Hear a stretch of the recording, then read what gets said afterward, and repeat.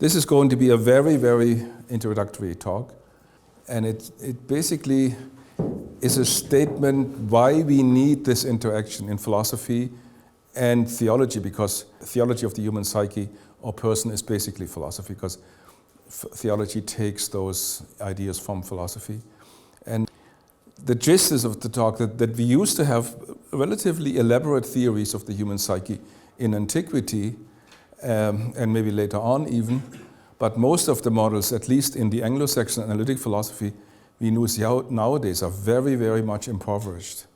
And if you compare that to the models of the will, of motivation that have been developed in psychology in the last 40, 50 years, there is a huge gap between the oversimplified models in psychology and by the way of psychology in philosophy, and by the way of philosophy in theology, and what's going on in the empirical sciences. And the main reason for me to start this project is to bridge that gap and have the richness of the empirical knowledge enter philosophy and theology. So look a little bit at philosophy, ancient and contemporary. Plato had this model of the psyche where it's a charioteer, the human soul, and it drives a pair of horses. One of the horses is noble and of noble breed, but the other quite the opposite in breed and character. Therefore, in our case, the driving is necessarily difficult and troublesome because you have these conflicting horses. And so the Platonic soul, as all of you know, or some of you, consists basically of three parts. The logos, the logistikon, it's located in the head, it is related to reason, and it regulates the other parts. That's already pretty much a decision, a rationalist decision, that the charioteer is the logos part. It's basically regulating all the others. The rational mind is running the show, which is, of course, very much anti-Freudian and anti-contemporary psychology. But it shaped our tradition. And then there are the two horses that, so to speak, pull the human soul. The one is the thymoides. It's located near the chest region, and it's related to spirit. So we might call it motivation nowadays. That gives you positive energy. And then there is the eros or epithymetikon, which is located in the stomach and is related to one's desires. And very typically and very influential on the Western tradition is that this one, which would be, you could also express in Freudian terms as the libido or something like it, is the difficult one. It's not of noble breed. That's the one that causes trouble. And that has to be subdued. And reason is the one that subdues and keeps it under control. Now, that's a picture of the human situation, the human soul that has shaped our tradition more than any other. It culminates in a way in Kant's rationalistic view of the human person. And only in the 19th century we began to overcome this notion. So here the parts of the soul, we have the chariot part, the charioteer, the spirited, the white noble horse on the right, and the appetitive, this is the black ugly horse on the left. The charioteer is truth, wisdom, and analyzing, conscious soul, reasoning. The spirited, that's honor and victory. So what it loves, and the other one, the appetitive, pleasure, money, comfort, physical satisfaction. The rational soul desires truth. The spirited desires self-preservation. and the appetitive basic instincts, hunger, thirst, warmth, sex, and so on. The virtue associated with each of one is wisdom for the rational soul, courage for the spirited soul. We probably would call it the basic needs. In SDT, it would be the intrinsic motives. And this is temperance is the virtue that's associated with your desires for food, sexual desires, and so on. And in the psychology, the vice associated with it is pride and sloth, anger and envy, gluttony, lust, and greed. And the body symbol is head, heart, and belly, genitals. So that's, in a nutshell, the Platonic theory of the psyche, which, as you know, is probably in setting the primacy to the rational intellect, the one that has shaped Western tradition like no other. So, in modern terminology, Plato distinguished three soul forces: desire, will, and intellect. The will was always oriented towards the intellect. The will wants to do, so the implicit motives want to do what the explicit motives, in modern terms, what the intellect presents. The distinction had far-reaching consequences in our intellectual history. The will, the noble horse, follows the charioteer. The desire, the wild horse, disobeys the intellect. The idea of the will as a faculty connected to rationality has determined philosophical thinking for centuries. So, famously for Socrates, weakness of the will is a defect in rationality, an impairment in reasoning. So, if you show weakness of the will, you have the resolution not to smoke anymore, but then you smoke again. That's, according to this theory, an impairment in reasoning. It's a reasoning defect. A defect in practical reasoning. From today's point of view, this appears to be an overly rationalistic picture, of course. But in philosophy, and if you look at the Western tradition, that's something we have to take into account because there's no other model of similar influence. So, this implies, as I already said, also a virtue theory, which again has the primacy of the intellect. So the three souls seen in the virtue ethics, the intellectual soul whose virtue is wisdom is the most important virtue. So the intellectual soul should rule over all the other souls. So the highest goal for growth is to attain wisdom. So here's already an answer. What does it mean to grow? Wisdom. Real human growth is a growth in wisdom. The will soul, whose virtue is courage, is the second most important virtue. The will soul is directed towards the intellect and gives you the power and courage to do what you have discovered or seen or understood to be the right thing. So if you have a very weak will soul, then you don't have the energy to realize the goal you have set for yourself. And then the desire soul, whose virtue is moderation, is the third most important.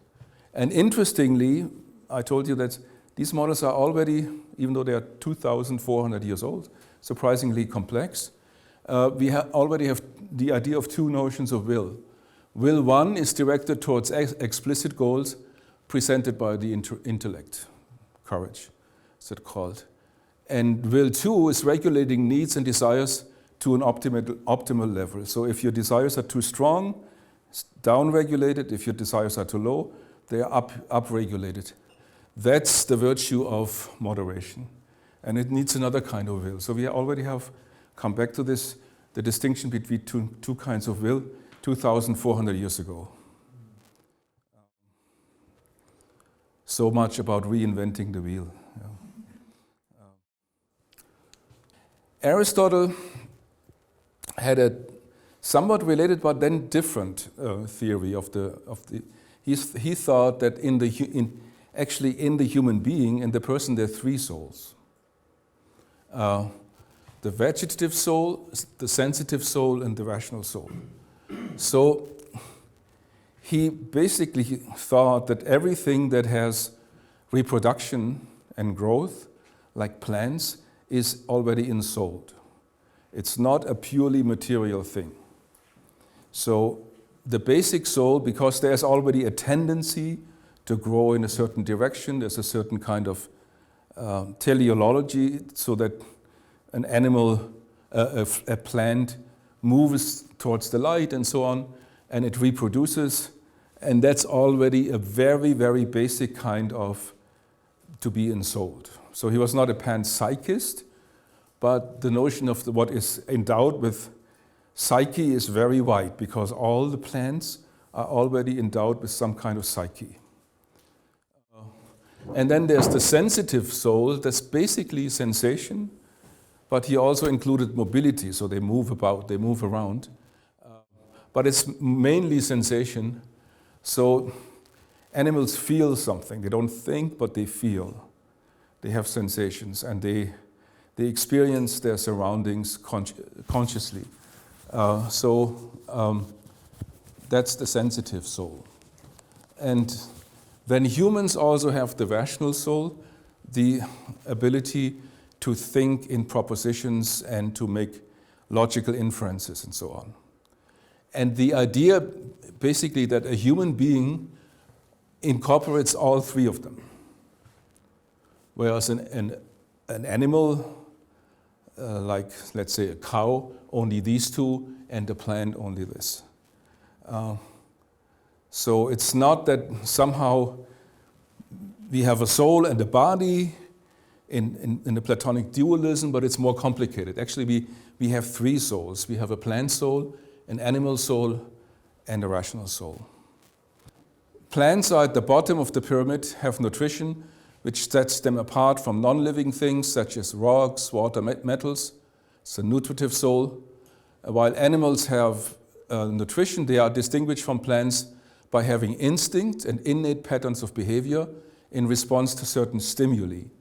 So they have a sensitive soul. And finally, human beings occupy the topmost level of living things, having both nutrition and instinct, and as well, and that sets them apart, rationality. This quality of being able to use reason and logic is our human soul. Our defining feature is the rational soul. So exercising rationality is the function of human beings. When we exercise our rationality, we are exercising our true nature. We are as close as we can to becoming the best we can possibly be. The exercise of rationality is therefore what brings us closer to eudaimonia. So again, this very rationalistic model, we achieve eudaimonia by becoming as rational as possible. There's an interesting parallel to Maslow's motivation pyramid, because this seems to be like the plant realm, socializing, love, having affections and so on, seems to be well established in the animal kingdom, and what he calls self-actualization is then tied to rationality that's only found in humans. So I think there's certain interesting parallel there in the underlying anthropology, because we really, as a human beings, encompass all the plant soul, the animal soul, and the rational soul. Now, interestingly, for his theory of motivation and will, Aristotle also has a complex model. He's all kinds of cognitive forces, motivation, will, desire, he subsumes under the general notion of orexis. And then he distinguishes that there are three kinds of orexis, three kinds of will or motivation. It's epithymia, that's the desire for pleasure. Thymos is the desire, at one point he says retaliation, but it's more, thymos is the spirit, anger, passion, temper. Epithymia is appetite, desire, bodily desire, like for food, water, sex, and so on. Spirit is what we would call motivation, to have passion for something. Passion for, if you have a very strong motive for affiliation, a passion for being with your family and with your group. But also negatively, it can also be negatively, that you have a very strong aversion to something. And then finally, again different, boulesis, which is only connected to rational insight. So I think about something, I make a plan, I want to give this talk today, what do I have to do? And then boulesis is the power that helps me to realize these goals that I have, we would probably call it extrinsic motives nowadays, the goals, the life goals I have set for myself. So the best life for Aristotle was a life primarily governed by boulesis, by the will to live a rational life. Again, the very same topic, a different psychology, but the same rationalistic picture of the human psyche. Now this is just for the philosopher, some of the philosophy stuff you all know. But if you look at the contemporary analytic, mostly action theory and philosophical psychology, much of those distinctions have been completely lost. And the model is basically this. There are beliefs and desires, they are used to form an intention, and out of the intention somehow emerges an action. And that's really disappointing, because it's unterkomplex, we would say in German, yeah? Undercomplex. I don't know whether that makes sense in English.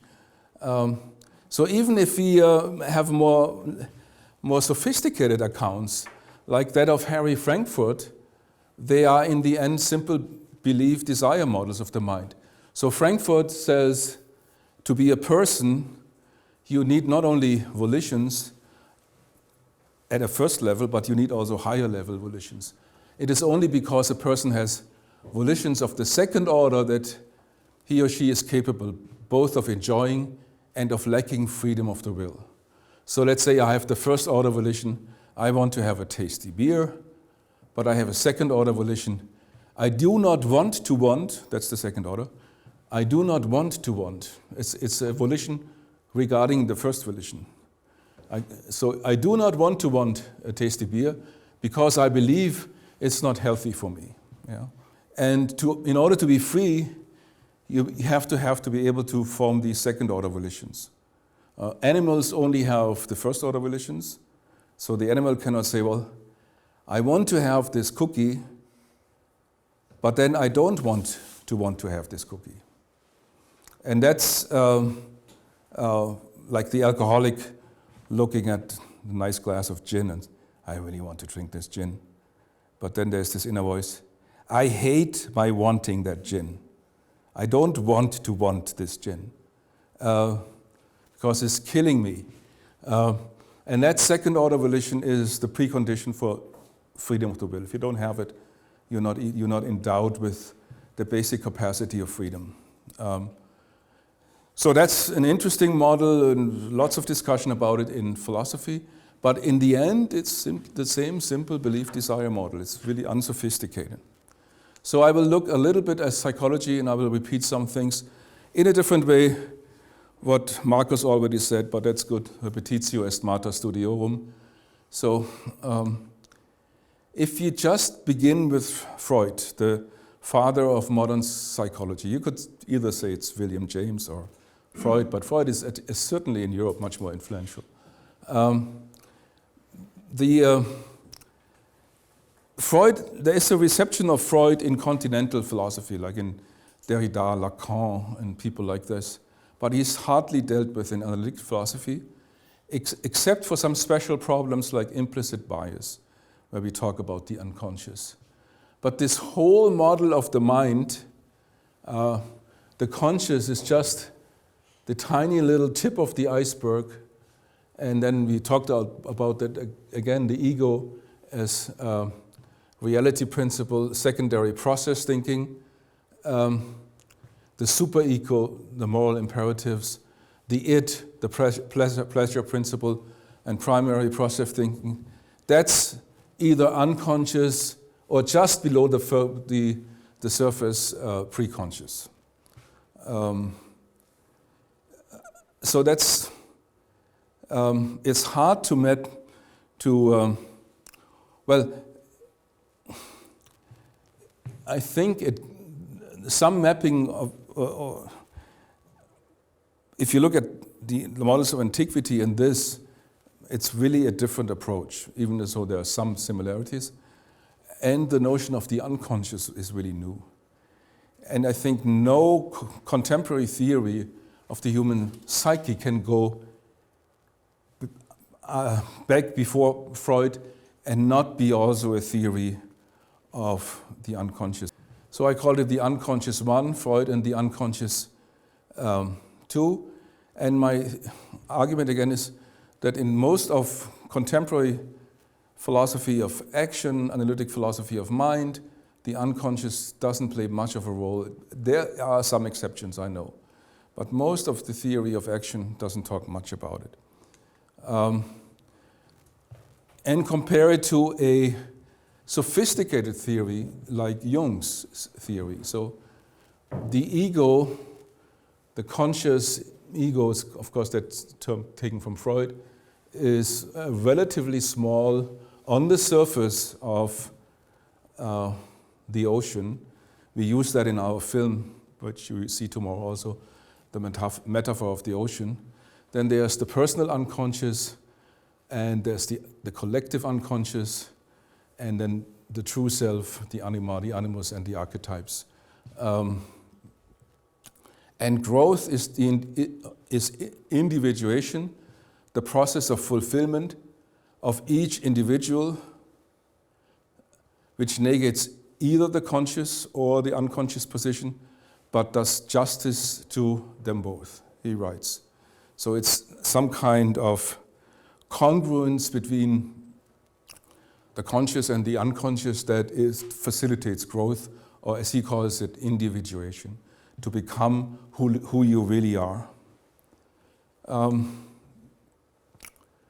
So the unconscious theory is dual process theory. That's widely accepted in psychology today. The foundations of dual process theory likely come from William James. He believed that there were two different kinds of thinking, associative and true reasoning. In psychology, a dual process theory provides an account of how thought can arise in two different ways or as a result of two different processes. Often the two processes consist of an implicit, automatic, unconscious process and an explicit, controlled, conscious process. Verbalized, explicit processes or attitudes and actions may change with persuasion or education, though implicit process or attitudes usually take a long amount of time to change with the forming of new habits. Most contemporary models of the psyche entail in some form or another a dual process theory. So we have the automatic processing, which is unconscious, efficient, unintentional, not consciously controllable. It's highly parallel. It's not sequential. It's not linguistic. It's not propositional. It works in pictures and metaphors, stories, autobiographic episodes, whereas the control process is conscious. It's very inefficient because we have to slowly reason from one step to another, make mistakes. It's intentional, and controllable by intentional manipulation. So this dual process theory, again, I call it unconscious 3, which is more modern than the other one I mentioned before, Freud and Jung. But it basically has the same insight, which we have to incorporate in our philosophical models, that the unconscious is extremely important, even in information processing, even in how the mind works. In motivational psychology and some other forms of psychology, this distinction between implicit motivation and explicit or normative motivation is extremely important. Implicit motives are relatively stable, unconscious needs representing affective preferences that evolve gradually through learning and experience. These motives energize individuals when they engage in corresponding courses of action. When individuals who experience an implicit motive to form close relationships, for example, feel energized when they interact socially. Individuals who experience an implicit motive to achieve difficult goals feel energized when assigned challenging tasks. So there you already have I'll get back to this later on, the 3 basic intrinsic motives, the motive for power, or in SDT it's autonomy, it's just 2 sides of the same coin. Power over myself is autonomy, power over others. Then the motive for affiliation or relatedness, to be part of something which is bigger than myself. And then the 3rd basic motive for competency, to be able to perform something really well, to be good at something. So these are implicit motives. They're non-verbally encoded. Emotion is used as a reinforcer, and they are given to all of us. We just receive them as just being part of our species. Explicit goals, in contrast, are conscious and not always as enduring as implicit motives. These goals are shaped by social norms, tangible rewards, and the beliefs of individuals about themselves. Explicit goals affect conscious attitudes, choices, and decisions, but do not, or maybe just minimally, energize individuals. In contrast to implicit motives, individuals do not experience inherent pleasure or reward when they pursue explicit goals without any help by the implicit motivation. There you have the 2, the implicit and the normative or explicit again. So we have the same model in order to understand motivation, in order to understand the will, in order to understand the working of the human psyche.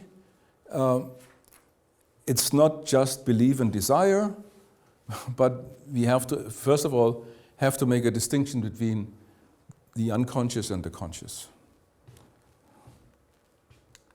And I now look very quickly, because the psychologists will do this in much more extensively, and I want to finish this because I want to have time for discussion, at 2 theories of personality and growth: self-determination theory, which was already mentioned, and PSI theory by Julius Kuhl, and want to stress why philosophers and theologians can learn from this. At least I learned a lot from it. So, taking from this article here, I took a comparison of the 2 theories, SDT, self-determination theory, the distal past is, so to speak, humanistic psychology, and the proximal past is social psychological experiments on intrinsic motivation. So the idea is every human being has 3 basic needs: autonomy, competence, and relatedness, and they are unconscious.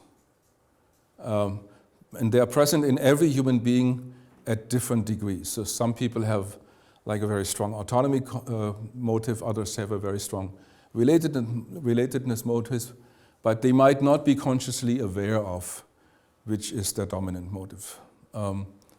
So when people can satisfy these needs, people enter into an autonomous mode of self-regulations that fosters intrinsic engagements and well-being. When need satisfaction is thwarted, people enter into an alienated mode, and that was Marcus' talk was about, of self-regulation that foster inner conflict and reduce well-being. For example, when I introject something, as in Marcus' talk, which is not really what I want to do, but I introject it from the environment, but it's not really supported by my basic needs. There is inner conflict, which he showed is even visible in the fMRI pictures, and reduced well-being. The balance between autonomous and controlled self-regulation is determined by the supportiveness, the social situation, and chronic causality orientations. I won't talk about those.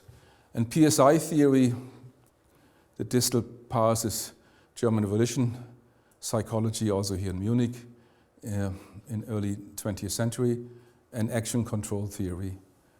Fully functioning persons can form and enact intentions, volitional efficiency, and learn from negative experiences, which is a key aspect of personal growth in PSI, to integrate and learn from negative experiences.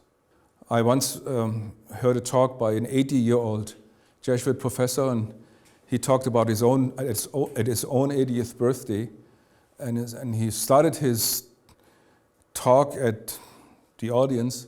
Now I'm 80 years old, and I have to say, nothing has really ever went wrong in my life. Lotz, Johann Baptist Lotz. Nichts in meinem Leben ist nie etwas schiefgegangen. And I was sitting there, I was like 25 at the time, and said, there's something severely wrong here. If an 80-year-old says, nothing has ever gone wrong in my life, so there are no negative experiences and then there's no personal growth. It's an 80-year-old child. My favorite philosopher outside the analytic tradition, or maybe partly inside, Alfred North Whitehead, famously defined youth. Youth is life not yet touched by tragedy. It's a very nice definition. Yeah. So growth implies to learn from negative experience. Volitional efficiency requires coordination between planning and action, which is facilitated by changes in positive affect. We will learn a lot about this, but a little bit was already in Marcus' talk. Personal growth requires coordination between autobiographical memory, this is the self, and elementary perception, which is facilitated by changes in negative affect. Affect regulation may occur via social support or self-regulatory skills. Difficult word. So I give you a little bit, for those who don't know it, some of you know it even better than I do, but just for all of us to be on the same page, because that's stuff also we did in the earlier project, and we have a history together, so I just try to bring you all on the same page. In SDT, as I told you, there are these three basic motives that all people share. And they are unconscious. And to grow actually, is to live a life in which you integrate these your basic needs in such a way that you feel more autonomous in the way you live them and not regulated by others. And that leads us to a famous 6-step model of internalization and integration in SDT, which is just another word for growth, or is related at least to growth. So if you feel unable to realize any of your basic needs, you end up in an impersonal state of apathy, you have no intentions, and your motivation is zero. A very depressed state. The other extreme is if you have an intrinsic regulation or an intrinsic motivation that you do something just because the thing in itself is so valuable. You don't even think about yourself, but you're so completely absorbed by the beauty of what you do, curiosity, challenge, or enjoyment, that it's no longer about you or your integration. It's the thing in itself, what you do, that gives you all, that gives you the motivation. This is in the psychology, the motivation psychology of Viktor Frankl. That's really the point that he stresses, that to be motivated, it's never about you. It's always about that the thing, what you do, is in itself meaningful. And as soon as you can completely forget your own deepest desires and so on, and do something because it is in itself meaningful, that's the highest form of motivation, according to Viktor Frankl. And you find it that in that theory too. But we are very, very rarely in this state. Usually we are in one of these states, and this is, you get a task or to do something, and you only do it because you expect reward or punishment, or behaviorist picture. But there is no internal desire to perform this job. You just do it because if you do it, you will get a reward. If you don't do it, you will be punished. But it's completely external. That's the lowest form of motivation. Introjected is, it's not really what you want to do, but it's in German it would say geschluckt, aber nicht verdaut. So it's swallowed but not digested. So you start to see the demand as not external. You get some self-esteem in performing it, or guilt in not performing it, but deep down you don't want to do it. It's not about you. In an identified regulation, you consciously value the goals. So for example, your parents have given you certain goals about like punctuality, or to work hard, to have a certain work ethics, or to the example of Marcus, to pursue a certain career, to become a physician and so on. And you consciously, in your ego, so to speak, or in your extrinsic conscious motives, you say, well, that's a good thing. It's a good thing to be a doctor, to pursue this career. But it's not yet internalized. It's not congruent with your deepest. Maybe you have a very strong relatedness motive which you cannot realize when you only follow a certain career. So it's somewhat internal, it's consciously valued, but it's not yet in congruence with your deep self, or the self Marcus talked about. And you see the topic he talked about, infiltration, that happens here. Whereas here, when you have an integrated regulation, what you do is really in sync with your deep unconscious needs and desires. And so then you have fully an integrated psyche, and then you don't need much willpower, because the energy comes out of these innate unconscious motives. And if they are fully integrated with what you consciously want to do, you kind of come very close to a flow experience, but that of course is the highest form of flow experience. You can easily see that's a very, very quick overview, and there's tons of more details, but you can easily see that this is a model that already gives you a complex model of the human psyche, unconscious and conscious, different basic motives, the rational, the explicit, the implicit, and it also gives you an idea of what it means to grow from living a life which is more like this to a life which is more like this. And the same, I use the same graphics. It's from this article Marcus talked about already in the Oxford Handbook of Human Motivation in 2019, is it correct? 2019. So Marcus has this article in the Oxford. And I'm not going in telling you about the PSI theory because that would take up too much of my time and I want to finish quickly.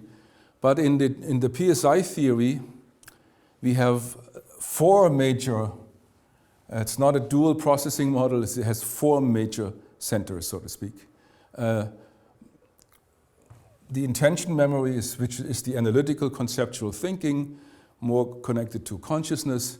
The integrated self is the holistic preferences, all your episodic memories, your life experience, especially also the integrated negative experiences. Then there's the action system, like action routines, and a very interesting system, I won't talk about it at all, the discrepancy system. Once you discover that there's a problem, there's a mistake, your mind narrows and you have a negative mood and you just focus on finding the flaw and resolving the problem. So you see that external regulation, introjection, identification and integration, which we had before in SDT, is mapped onto this. I won't go into it why, and Marcus could do a much better job of it. But we have, again, the same model that we have, which was certainly could be related to the old Platonic and Aristotelian model. We have the ego, the intention memory, which is analytic, which is reasoning. For Aristotle, that is which has the control. This is the guy controlling the horses. In this model, the integrated self is even more important. And to reach control is not that this one controls this. It's much rather that those are in a kind of integrated, holistic regulatory process like a big orchestra plays.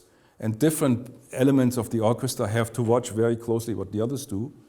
But the most important one, certainly as I understand it in the theory, is the integrated self and not the intention memory. So I sometimes, to give an example, how I explain it sometimes, what could be an example? So a person who has a strong integrated self has grown, is a mature person, because that person has gone through a lot of life experiences and integrated negative experiences.